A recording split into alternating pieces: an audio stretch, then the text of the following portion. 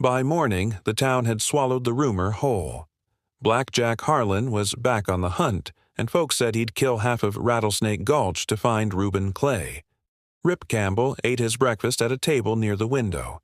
Biscuits dry as dust, bacon thin as paper. The saloon smelled of last night's whiskey and this morning's coffee. A few men came in, nodded to the bartender, and kept their voices low. "You hear what he did in Abilene?" one of them whispered. "Shot a man through a church door," the other said. "Didn't even wait for the sermon to end." Rip buttered his biscuit, pretending not to listen. Outside, a stage rumbled down the street, throwing up dust that turned the air gold.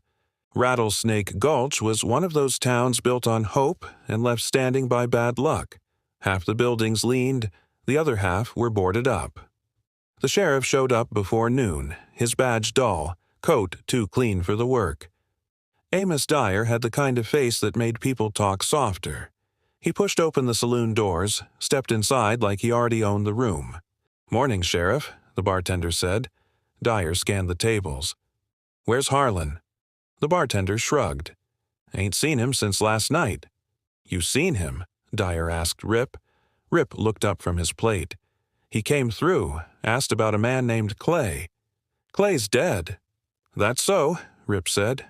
"Got killed near Laredo 3 years ago. Don't know what Harlan's chasing, but it ain't flesh and blood anymore." Rip nodded slowly. "You tell him that?" Dyer's mouth twitched. "I intend to." He turned to leave, then paused. "You best keep to yourself, cowboy. Harlan's poison. Always was." When the sheriff was gone, the bartender leaned over the counter. "Dyer's got reason to keep that gunslinger moving," he said. "Too much blood brings the rangers sniffing around." Rip finished his coffee, eyes still on the street through the window. Harlan was there, leaning against the hitch rail, coat collar turned up against the wind. The man looked like he'd been carved from shadow. Rip stepped outside.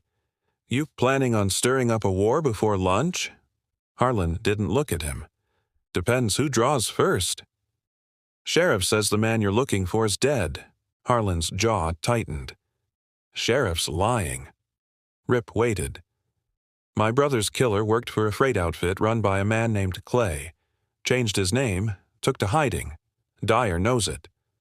Rip rubbed his chin. "You sure you're not chasing ghosts?" Harlan looked over, eyes pale and still. "Ghosts don't sweat when you say their name." A dog barked somewhere down the street. 2 women carrying baskets crossed to the mercantile, skirts brushing dust. Harlan watched them go, then hitched his gun belt higher on his hip. "You've done some scouting," he said. "Know the land." "Some." "I'll pay you to ride with me. Find Clay." Rip smiled. "I just got here." "You'll leave when I do." "That a request?" "It's an offer." Rip studied him. "You always talk like a man ordering his own coffin." Harlan grinned, quick and humorless. "Sometimes." The saloon door creaked behind them. The bartender stuck his head out. "Harlan, sheriff's headed for the telegraph office. Looks like he's fixin' to send word to Fort Stanton." Harlan straightened, eyes on the street. "Then I best find my man before soldiers start asking questions." Rip shook his head. "You're gonna burn this whole town down over a name." "Maybe," Harlan said, swinging into the saddle of his black stallion. "But I'll find peace in the ashes." He rode off slow, dust rising in his wake. Rip watched him go, hands on his hips, the heat pressing down hard. "Peace," he muttered. "Ain't no such thing out here." The bartender called from the doorway. "You riding with him?" Rip looked down the empty street, where the dust still hung like smoke. "Not yet," he said, and walked back inside for another whiskey.